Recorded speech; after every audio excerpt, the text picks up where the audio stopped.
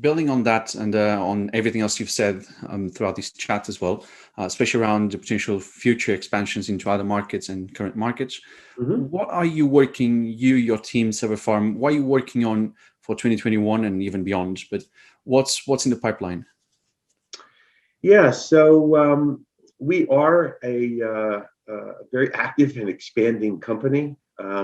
We continue to look for strategic acquisitions in locations that we think will be viable for our customer base. So, for example, right now, we just completed, of course, the acquisition of the facility in Los Angeles. We are looking at increasing our footprint in the Los Angeles market. More to come on that soon. Toronto, I guess in the last 18 months or so, we completely redeveloped our asset in the Toronto market, gutted it, created a brand new mechanical electrical infrastructure, created a significant co-location lease with a significant international hyperscaler, and we are now actively engaged in discussions to increase the capacity there. And also, we have the ability to build another building on that site, and we're working on getting all of the entitlement and all the other planning components in place so that we can build that other building, because there is significant customer demand in that Toronto market. And I guess the last significant piece that we've got is, again, customer interest, customer demand, and somewhat of an in-house advantage. We're actively engaged in development in Israel. So new market for us, something that's just sort of, that market has begun to explode.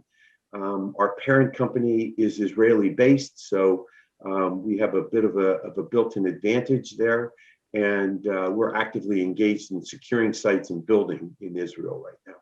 So I think Israel checks a couple of boxes. It's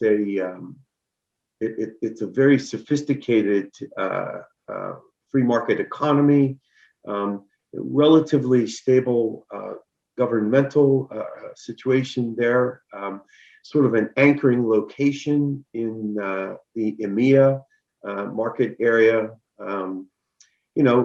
Very highly educated workforce, and without a significant digital infrastructure deployment throughout the country there.